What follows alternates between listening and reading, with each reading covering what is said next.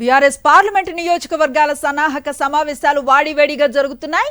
ఇవాళ పెద్దపల్లి పార్లమెంట్ నియోజకవర్గంపై సమీక్ష నిర్వహించనున్నారు BRS working president KTR. Party cadre ముఖ్య నేతల ముందే బాహాటంగా మాట్లాడుతున్నారు.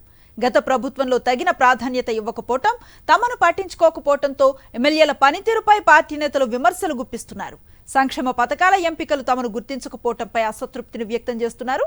మరోవైపు పట్నం మహేందర్ రెడ్డి, పల్లెట్ రోహిత్ రెడ్డి వ్యవహారంపై గులాబీ బాస్ సీరియస్ అయినట్లుగా తెలుస్తోంది. ఇలాంటి ఘటనలు పునరావృతం కాకుండా చూడాలని కేసీఆర్ హెచ్చరించారు.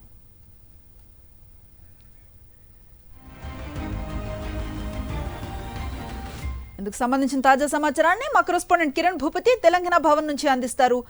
కిరణ్, తెలంగాణ భవన్లో పార్టీకి సంబంధించినటువంటి పార్లమెంట్ నియోజకవర్గాల సన్నాహక సమావేశాలు వాడివిడిగా జరుగుతున్నాయి. దాదాపు 3 రోజుల పాటు జరుగుతున్నటువంటి సమావేశాల్లో ఈ నెల 21వ తేదీ వరకు కూడా జరిగేటువంటి అవకాశాలు ఉన్నాయి. ముఖ్యంగా ఈరోజు పెద్దపల్లి జిల్లాకు సంబంధించినటువంటి పార్లమెంటు నియోజకవర్గ సన్నాహక సమావేశాలు జరుగుతున్నటువంటి నేపథ్యంలో ఈ సమావేశంలో పార్టీ క్యాడర్ అంతా కూడా పెద్ద ఎత్తున విమర్శలు అయితే గుప్పిస్తోంది. ఎందుకంటే గత ప్రభుత్వంలో ఇచ్చినటువంటి హామీలు ఏవైతే ఉన్నాయో సంక్షేమ పథకాల అమల్లో కూడా తమను ఎక్కడ కూడా పట్టించుకోలేదు. పార్టీ నేతల తీరు కూడా బాగాలేదు. ఎమ్మెల్యేల మార్పు ఖచ్చితంగా చేసుంటే అనేక నియోజకవర్గాల్లో కూడా మనం గెలిచేటువంటి అవకాశాలు ఉంటాయి.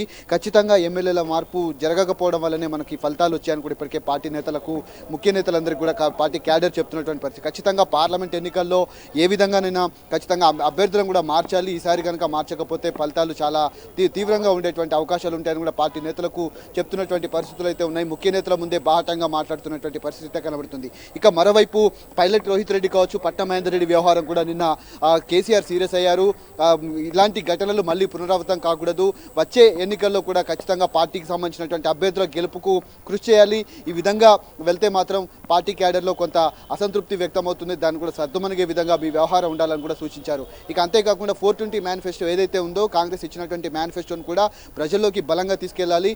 దానికి సంబంధించి ఇచ్చిన హామీలన్నింటినీ కూడా విస్మరించే విధంగా కాంగ్రెస్ ప్రభుత్వం చూస్తుంది. కాబట్టి ఖచ్చితంగా రాబోయేటువంటి రోజుల్లో నిరసన కార్యక్రమాలు చేపట్టాలి. పార్లమెంట్ ఎన్నికల్లో కూడా పూర్తి స్థాయిలో ఈ మేనిఫెస్టో, కాంగ్రెస్ ఇచ్చినటువంటి మేనిఫెస్టో ఏదైతే ఉందో దాన్ని ప్రభుత్వం అమలు చేయటం లేదు. కాబట్టి ఖచ్చితంగా దాన్ని ప్రజల్లోకి బలంగా తీసుకెళ్లాలని దాని పేరు కూడా దిశానిర్దేశం అయితే చేస్తున్నారు. ఈ సమావేశాలు అయితే చాలా వాడివిడిగా సాగుతా ఉన్నాయి. ఈ నెల 21వ తేదీ వరకు కూడా ఈ సమావేశాలను కూడా కొనసాగేటువంటి అవకాశాలు అయితే కనబడుతున్నాయి. Right, thank you Kiran.